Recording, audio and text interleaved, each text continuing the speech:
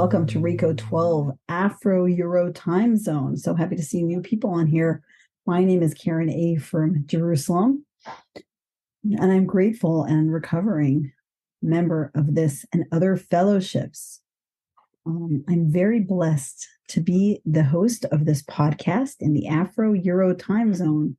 Our loyal servant, Justin B., started this in North America, and we hope to bring more recovery into undiluted solution across fellowships, across addictions, across afflictions in Europe, Asia, and wherever you are in the world, whether you're staying up late or waking up early here to join us. Today's speaker is Evarleigh S., also our Noodle Techie in the Noodle Fellowship, which I encourage you to join. You can PM me for that. I'll put my number in the chat soon. Evarleigh S. found her way into the virtual rooms of recovery April 2022.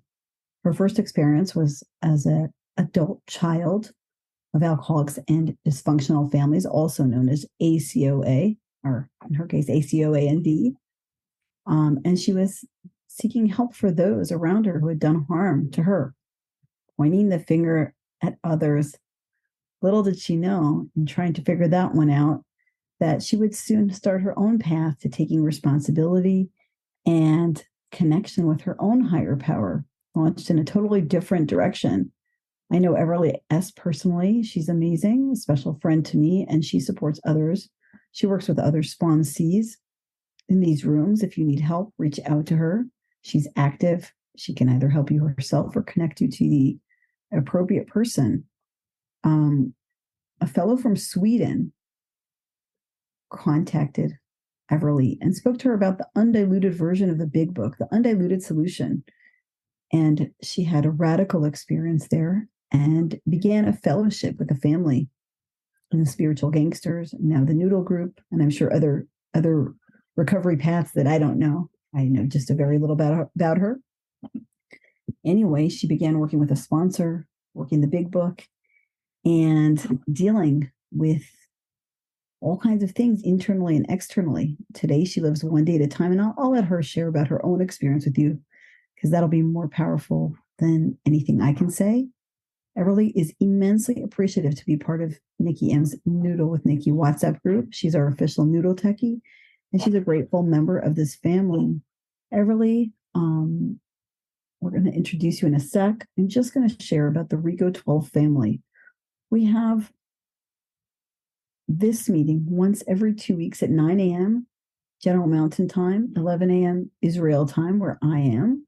And we've got a lot of different resources. We've got a Noodle podcast weekly. We've got a big book roundtable discussion. And we will dive into the first 164 pages of the big book of Alcoholics Anonymous there. We connect with people who really try and know and live the big book. We're going to be adding other amazing projects in different time zones. On that note, Reco12 is self-supporting, and we appreciate your help in working our Step 12 in this matter. We accept one-time contributions through PayPal and Venmo. I put the information in the chat. I'll put it there again. And we offer a monthly subscription program called Reco Spearheads. If you want to help and support these cool projects, you can donate at www.reco12.com/support or click on the link in the chat of the live meeting or the show notes of the podcast. We look forward each meeting to growing deeper in our effectiveness and understanding. And I hope that you, along with me, will join my wish that may you find him now. Evarleigh S., take it away. Please share with us your experience, strength, and hope. Thank you, Karen. Can everyone hear me okay? Perfect. Okay, so like Karen shared in the beginning that I walked into ACA. I didn't even know that I was struggling with any sort of addiction whatsoever. I was walking in there to get help because other people, like I said, it was everyone else's problem. And, I was blaming everyone else. I couldn't see past my own nose. And I was in there and ready to, and while I was in that process, I was thinking, this isn't enough. there has to be more. Like, who would want to be living like this? This is miserable. No matter how much there has to be more. And that's where that fellow that happened to have met me, it was just, it must have been a divine intervention. I mean, how many of these, this is where the parts of my, faith started to come through, where the likelihood someone from Sweden across the planet, I live in New Jersey in the United States, what's the likelihood that I run into someone that connects me with this big book miracle, and I'm able to get connected with this other fellowship out of all the places, this one tiny little fellowship, and it was a Zoom fellowship in Texas, not even any of our locations where we lived. So what ended up occurring was I came into, and she said, just bear with it. It's going to be very different than what you're used to. And it's like, okay, I'll bear with it. I walked in, like digitally walked in, and there was a situation where there was music playing, and I thought everyone was off their rocker. I was like, what is the matter with all these people? This can't be recovery. They're having fun. Who has fun in recovery? This can't be possible. So, as I continued my journey through, I realized that recovery, I have a puppy. Brody, come on. As I continued my journey, that through the big book and through the rooms, come on, bud. Oh, over here. As I continued through the rooms, and someone gave me really great advice, was going, go to all the rooms possible. It doesn't matter what they say, because I really had no idea that I was spiritually sick. I had no clue that I was struggling like a dry drunk, nor that I was an alcoholic the way I drank. I may have not been drinking on a regular basis, but when I did drink, there was no one drink. It was one and then an entire bottle or two bottles, depending on what it is.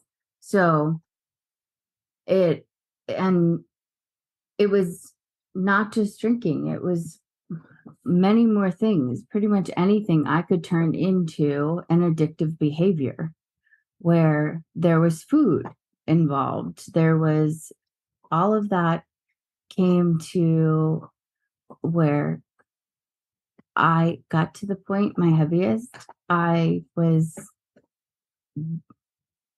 terrified to get on a plane to go travel for work, that I wasn't going to fit in the seat. And so when I was in here, I was like, I was very skeptical, but this was at the point where I was at the lowest of the low, and I didn't think I was going to make it to my birthday. And the reason why, Karen, we picked this day was because my birthday is in a few days. And I didn't think I was going to make it to this birthday, if I'm going to be very honest. I was ready and to give up the ghost. Like, didn't want to fight anymore. And I just said, all right, this is the last shot. I'm going to put in a solid effort, but if it doesn't work, I'm done. And I met this amazing sponsor, and he's on the Reco podcast as well. His name's Ian. So if you want to check his stuff out, he's on there as well.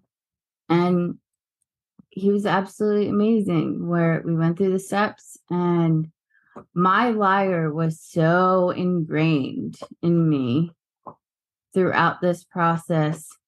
It was very interesting to find the reality out when I got planted on the ground. The things that were whirling around in my brain, my first meeting with, the workbook workshop meeting, I thought Cameron was calling me a liar. It was that bad in the meeting. I thought he was I still laugh at that whenever he talks about the liar, and I'm like, he wasn't even calling me a liar. He was talking about the liar in the book.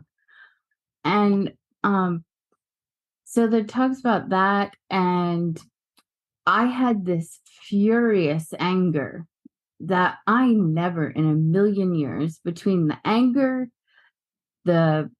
which is another form of resentments, which the anger was like hot scalding lava coursing through my veins. At any given time, I was ready to explode at anyone and anything, and I was constantly holding that back. So I was able to connect with a higher power. Like, that was a miracle just in that.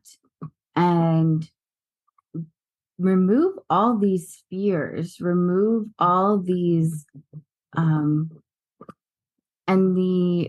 remove all these internal agitations that I felt like I was in like an internal war inside of me, where the big book part, where on page 52, 53, it talks about logic, and I'm a very scientific type of person, and I walked into these rooms without a higher power, and I thought I was very logical, but this We Agnostics chapter really helped me in realizing that my reason was actually faith. It was having faith and reason. And this one part where it talks about on page 53 that we arrived at this point where we squarely confronted the question of faith. We couldn't duck the issue. Some of us had already walked far over the bridge of reason towards the desired shore of faith. The outlines of the promise of a new land had brought luster to tired eyes and fresh courage to flag spirits. Friendly hands had stretched out in welcome. And that one line right there was so beautiful. It was true. I thought that in so many times that these people in this fellowship that I was in, the liar was so strong that it was, going to be, I was waiting for that other shoe to drop, where was, when was someone going to snap at me? When was someone not going to be nice? And that's not how tolerance and love and tolerance is our code. And in this, when we read the big, people really mean it. Like, and I was like, oh, this is beautiful. this is what I want. I need this. And it just made me want to embody this exact same thing. So I even Googled how to pray, because I hadn't prayed in I don't know how long. And I felt so awkward. I didn't know what I was doing. And I didn't really know where to get a higher power from. But it doesn't really matter where your higher power comes from. I've heard it in so many different ways. Some people reference time. Some people reference, start with what makes you happy. Mine was nature. Mine has always been nature, like outside and feeling that breeze. And then I happen to have been doing a lot of ancestry background research, and it all seemed to kind of divinely come together where I found out about my biological, I'm adopted, by the way. I found out about my biological family and more information and where I came from and my ancestry. And that aligned with my with with the nature part. And it was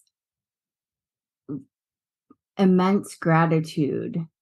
So I could connect with a higher power there. I didn't have to choose in one that I was raised in. And when it's a higher power of your own design, that is the beautiful part of this program, where it doesn't have to be one that's already pre-designed for you. It doesn't have to be one that you have already carved out, from childhood. It doesn't even have to use that bed. It doesn't even have to be from an actual book. It can be of your own design.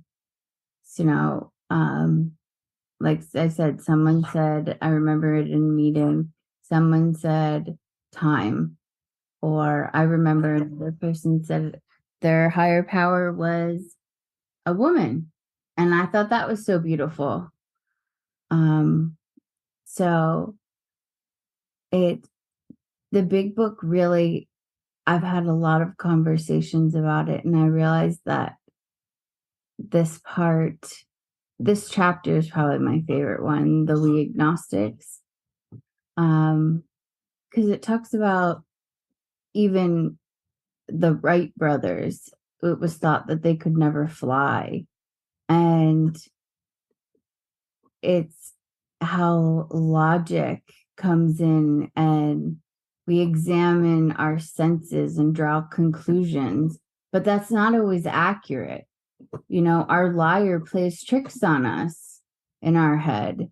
And that's part of that Liarland, where we have our liar playing tricks on us. And I thought there were so many instances where I was right. And now I look back that I have a clear view of what's going on. And my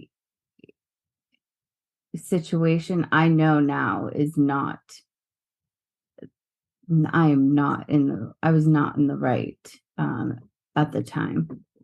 And so it's very beautiful. And one of the other lines in this chapter says, when others showed us that God sufficiency worked with them, we began to feel like those who had insisted the Wright brothers would never fly. So it's just like talking about you doing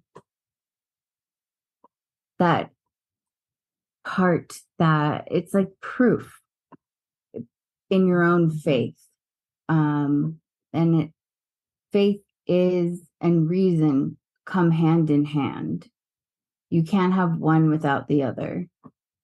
You draw evidence, you have conclusions, but if you don't scientific reason, there's still always faith involved.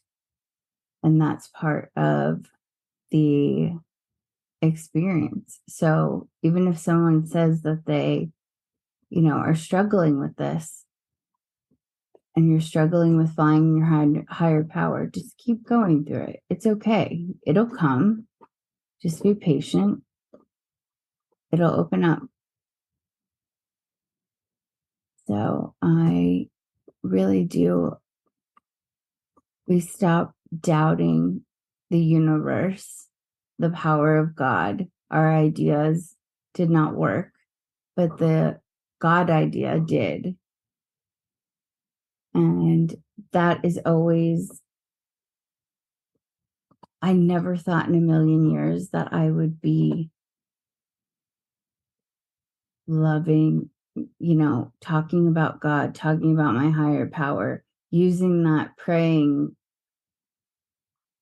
And sometimes I have to pinch myself to make sure I'm like, this is so that I'm still laughing at that this is real, because it doesn't feel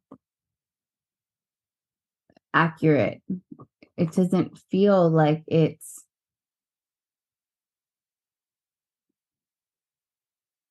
real life, to be this happy, to feel this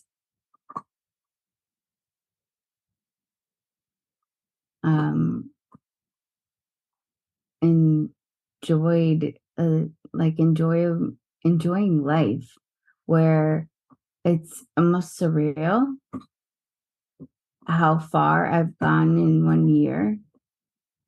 Well, it's a little over a year. It's a year and a half. Where I just wanted to give up. And I'm so glad that I didn't. And I've made amends with so many different people in my life. I'm talking to my biological mother now. And even my father, after 2.5 years of silence, we started communicating. So just, there's questions. Wow, it really sounds like you've had such a journey. Thank you so much for your share. I took a bunch of notes while you were speaking. There were certain things I wanted to have you dive deeper into. I'll start with the first few questions, and if anyone else jotted down questions, I'd love for you to write them in the Q&A, and we'll take them one by one. Okay. So, well, you just really gave me the chills with that last bit about the kind of the magic of this program. Like, it doesn't seem accurate. You said it doesn't seem accurate. It doesn't make sense that you'd be so happy after the life you were living. You mentioned food addiction. You mentioned a lot of family dysfunction. Can you talk about what it was like in addiction, what it was like before you did this workbook, and what the big change is? Like, maybe an example around a family member. Get it like a little more specific, like what something was like and how it's different today. Okay, absolutely. So I literally I could barely leave my condo. I was addicted to work. It was so bad that my liar was so I had thoughts that my neighbors were, wondering what I was doing, or, I live in a condo, or why they didn't see me and I thought they were judging me. And then all these crazy, like, they're brainstorm tornadoes that just were whirling around that were nonsense. It was, I literally was not leaving my condo. The whole cluttering thing, it got so bad that there was just stuff everywhere because I couldn't leave my condo. I had things delivered. There was it I'd have just panic attacks like going downstairs. And if I was going outside, I was going out very late or very early. So I would miss as many people as possible. And I was working, like I said, around the clock, but it affected my work anyways. I ended up getting terminated. So for my job, and that was actually a blessing in disguise, because without that, I wouldn't have had the time to come and find this program at all. I was addicted to people where if I didn't hear from them, I thought they didn't love me, or I would have these meltdowns and think they were dying on the side of the road if I didn't know where they were. I thought that was my responsibility to keep them safe by knowing where they were at all the time, like at any moment in time, by them checking in with me. That's not my responsibility. That's not my job. I can't control if someone gets into a car accident across the country. What am I going to do? Send the state send the state troopers across the country or whomever to go rescue them on some random road that I don't even know where they are? It was just the things that I would come up with were completely crazy. And I'd work myself up into such a tizzy and such a mess that my hair was falling out. It was breaking. I couldn't breathe. I couldn't function. I could barely get out of bed. When I got first into recovery, Nikki said this one thing, and I remember it being really helpful of, if you only do one thing in the day, it's make your bed. So that is what I did, was make my bed. And that was something I only did, but I made my bed.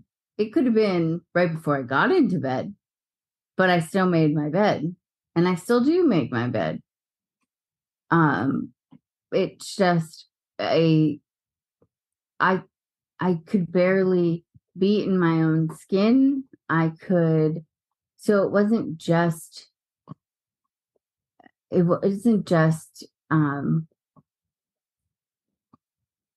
substances or like food, or it was people, it was things like buying, purchasing. I needed to have it. There's a difference between the need. Really, I'm gonna jump in because I hear a lot of big book wisdom shining through your recovery here. I hope you'll forgive me for interrupting you. That's okay. I just can't pass it up. One of the things I hear is that you were really involved in what the big book calls your little plans and designs, right? What do they think about me? How do they feel about me? Like you said, issues going on the other side of the country, the state of affairs. And today you kind of realize, like the Serenity Prayer teaches us what we have the power to change and what we don't, and just giving it all over to your higher power. Hearing a lot of that in there. The other thing I'm seeing in you and hearing you, Evarleigh, you said that you were someone who didn't leave their house because of their weight, because of their workaholism, a host of complex, didn't want to get on the airplane. The big book also teaches us that when we straighten out spiritually, the mental and the physical follow. We straighten out mentally, straighten out physically. That means you got to start to look good. You know, Cameron F always says people start getting their teeth done.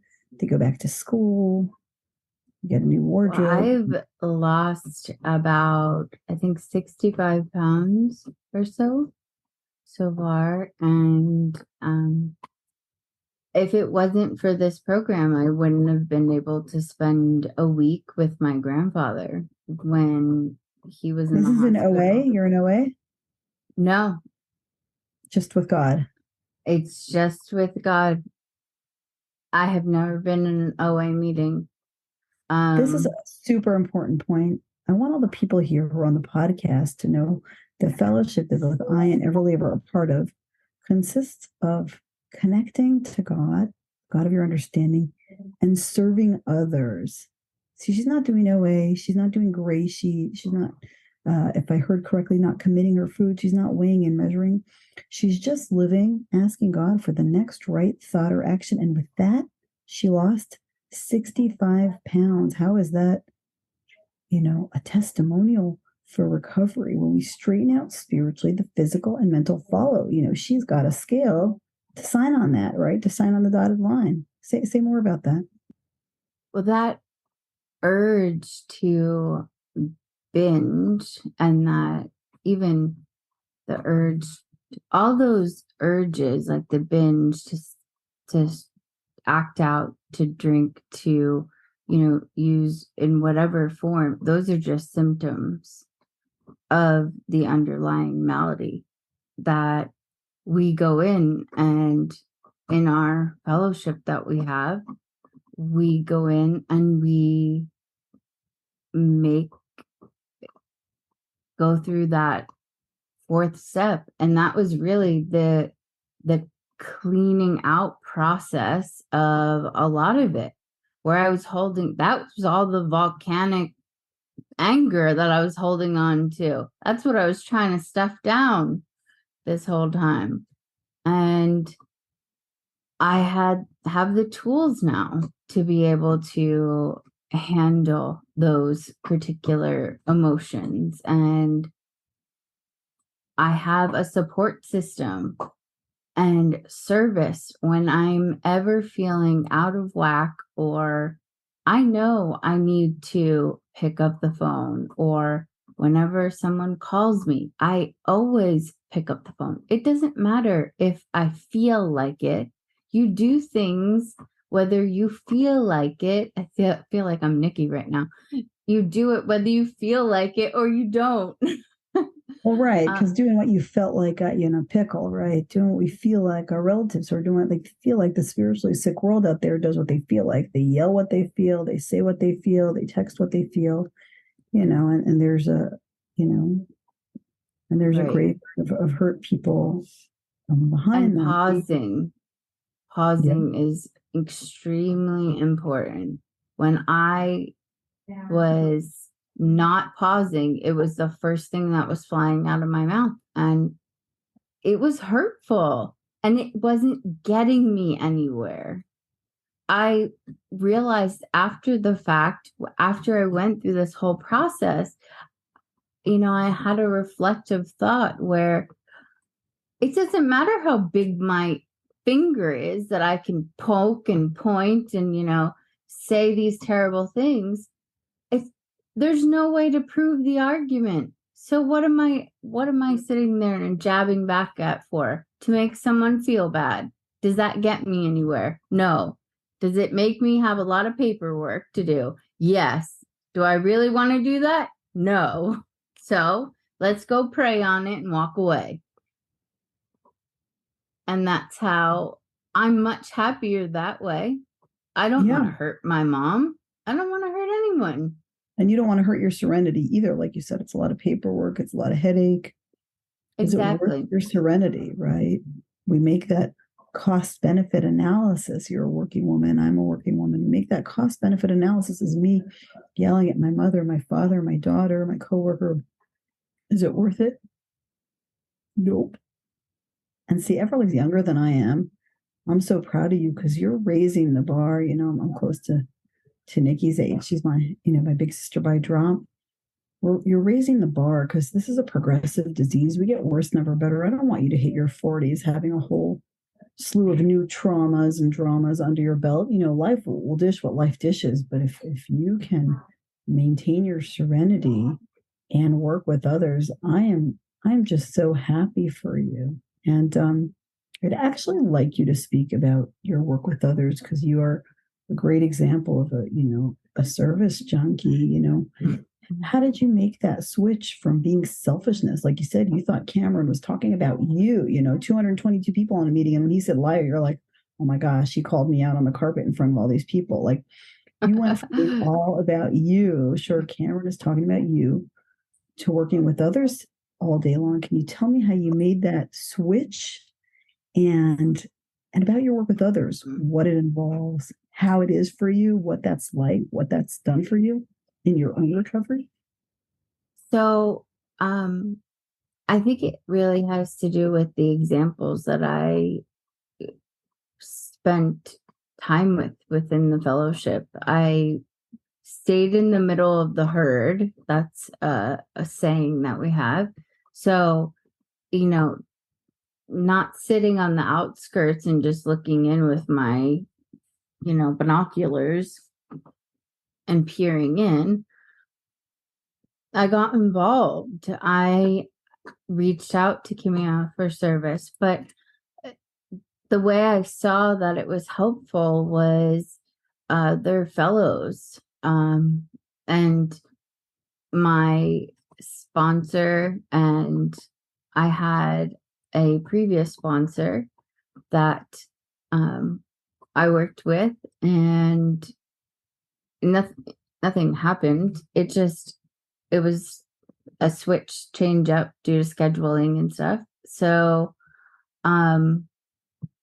we still talk all the time. And if I didn't have her as an example in the beginning of showing how much, service really helps pull your butt out of the mud or take your dirty diaper off and put your big girl pants on, as Nikki would say, then I wouldn't have realized how valuable and also how much I liked doing it. I forgot because I was so self-absorbed, self-centered, self-infatuated. I forgot that I actually liked doing service. I did it all the time growing up. I just got so absorbed in my own Liarland that I didn't remember any of this being enjoyable. And then working with others is packing things into the stream of life, like the big book says. Like we forget, things hit us, different dramas and traumas hit us, and we get that back. We get that hope back. We get that glimmer in our eye back. We like you said, life becomes meaningful again. And being able to have conversations with people again, where it's not, I have sponsees all over the globe. It's not that I have sponsees that are just in my time zone, because I think it's enjoyable to have sponsees. Like I learn more from them, where I've one in Australia, I've one in Greece that I just started with, one in the UK. So, and then I have one in the States right now over where I am. But like I said, it's helpful to have that variety when it comes to Zoom. You never know how much you can affect someone just because you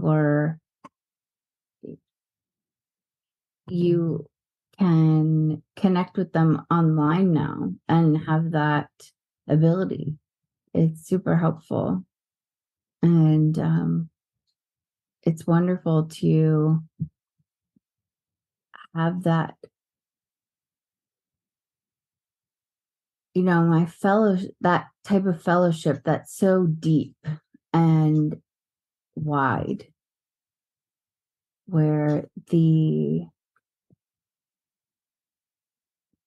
I have a lot of fellows in different countries. I actually found a fellow that turns out is a cousin because I'm adopted. I found out we're actually related to each other. Unbelievable. So it's a very small world. Everleigh, my battery is running low on my computer and I actually don't have a charger. So I want to tighten things up. I would like you, just because you're so active working with others all across the globe, to maybe put in a plug to those who are suffering, to those who just got through the 12 steps, to those who aren't there, why they should sponsor, what it could do for them, how it could enrich their own recovery life. So I think the biggest thing with sponsoring is people are scared. There's fear involved, especially at least around the fourth step. How they gonna explain it? How they gonna work around it? That was my biggest fear, at least. And I actually did the fourth step, just the fourth step, with someone.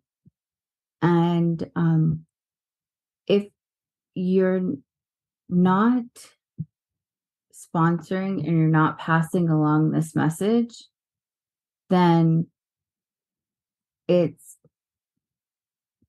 your own sobriety is at risk of, relapsing. I can feel it if I don't speak to one of my sponsees or connect with someone after a little bit of time. It's incredibly important.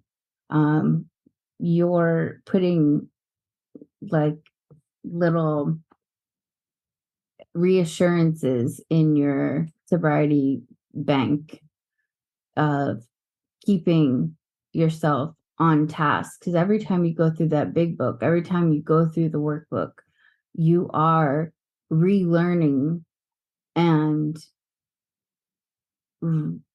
continuing your education and seeing things. I continue to see things all the time. I have conversations with my own sponsor all the time, and we talk about how we can pass along the message in different ways. And yes, awesome. One, Everleigh, you're saying that this is a daily reprieve, right? This keeps you out of trouble, out of, your, whether it's food addiction, anger, rageaholicism. I relate to all of the above. Dysfunctionality, and you grow deeper in your effectiveness and understanding, being helpful to other fellows who are suffering, helpful to the human race. And that's what the big book says when we're living in 10, 11, and 12. Am I packing things into the stream of life? Am I being a good coworker? Am I being a good daughter? Am I being a good fellow? Am I helping others get better? Am I broadening my heart, my world? Am I all about me, my mood, my depression, my anxiety, or am I trying to help other people live a better life? And of course, the big book says, and our workbook says that, some 60% of people recovered, when all else fails, working with others was what saved the day. Those who worked with others stayed sober themselves. So I'll kind of second the motion there.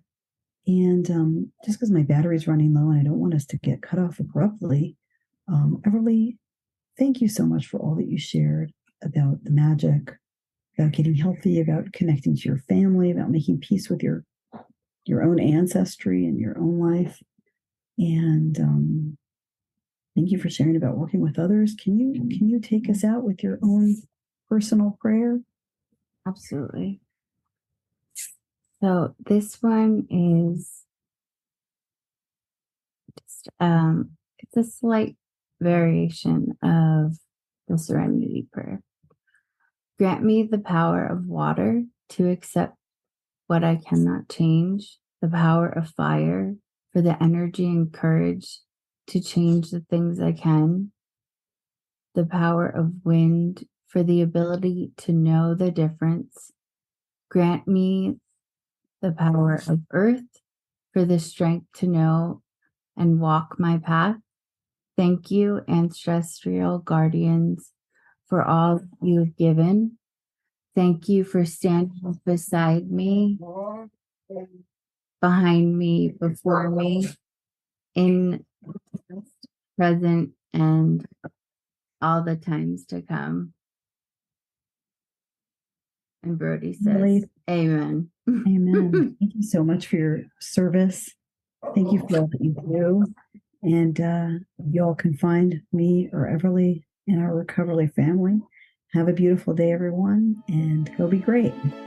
Thank you for joining us, everyone.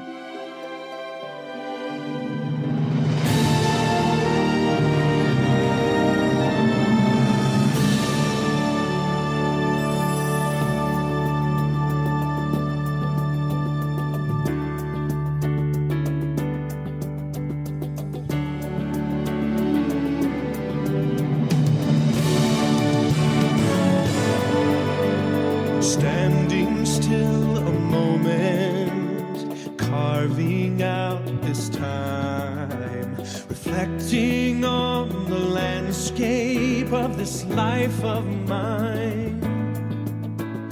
Peaks too high to conquer, streams too wide to cross, troughs too deep to walk through without incurring loss. Yet here I am, still standing tall, despite the rough terrain. One like me survived the storms and walked through wind and rain. Still standing, I will fight the good fight, still searching for glimmers of